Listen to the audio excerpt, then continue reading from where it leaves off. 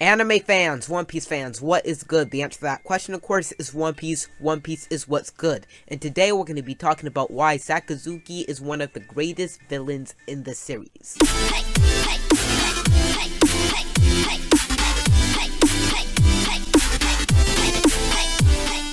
So it is my belief that the villain makes the story. In any good story, you can have the best protagonist, but the villain is what's going to make or break the story. If it's a bad villain, the whole story is bad. If it's a good villain, the story is good. It's kind of hard to mess up a protagonist, but it is very easy to mess up a villain. So what is in a good villain?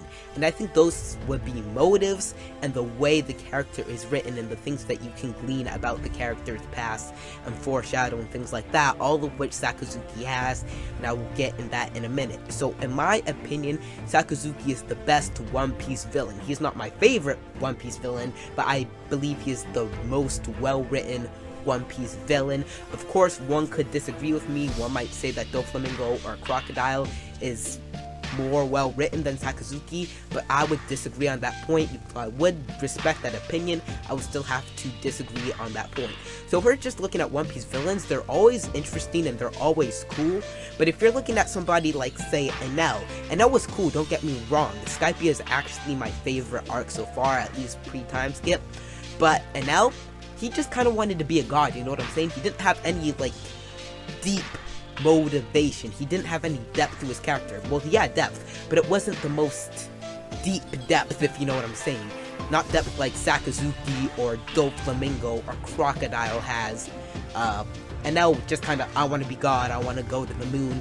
It just kind of wasn't the most well-written narrative. But Sakazuki is much more than that, and I'm going to explain that now. So Sakazuki, as I said, a villain needs good motives, and Sakazuki has amazing motives. Sakazuki is the example of justice gone wrong. Someone so obsessed with being good and just that they went so hard by the letter of the law, they ended up being a little bit evil. Or not a little bit evil, a lot bit evil.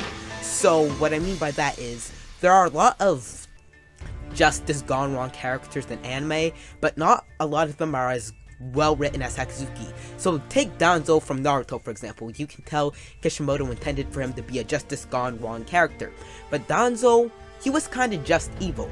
Like when he was presented with a chance to save the Uchiha, not kill them, but stop the coup d'etat, he still killed them, killed Shisui, and took Shisui's eye to obtain his power, and that's not something a justice gone wrong character would necessarily do.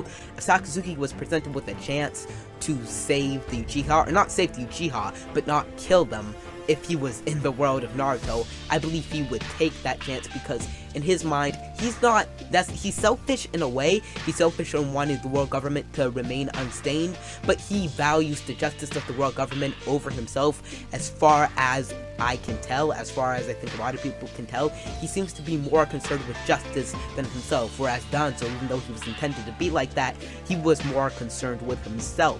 And Sakazuki, just the whole way he conducts himself, you can tell that something in his past set him on the war path. So that's another great thing about Sakazuki. You can infer things about his past just by the way he conducts himself in his comics. So his comics about absolute justice, the way he carries himself, how he just killed Ace in quote-unquote cold blood. You can tell that something in his past happened that set him on this path. And what I'm saying by that is, we can infer things that happened in Sakazuki's past. We can glean things from his past without Oda telling us his past. And I think that is a great, super well-written thing about the character. The fact that I can tell things that probably happened to the man when I have not heard anything about it, Oda hasn't told us about it. Just the fact that you can kind of tell these things is a pretty well written character, and combined with his absolute justice narrative, the way that he's willing to do anything for justice, but he's not necessarily concerned with himself, that just creates a very good villain. Because another thing about Sakazuki is the fact that he believes he is good. When villains believe that they are in the good, it is very, very good. Because the fact that just the way Sakazuki is doing things, you can tell he doesn't think he's evil, and you can tell that he thinks he's doing the right thing, and that is a very good thing for a villain to be feeling like in a story.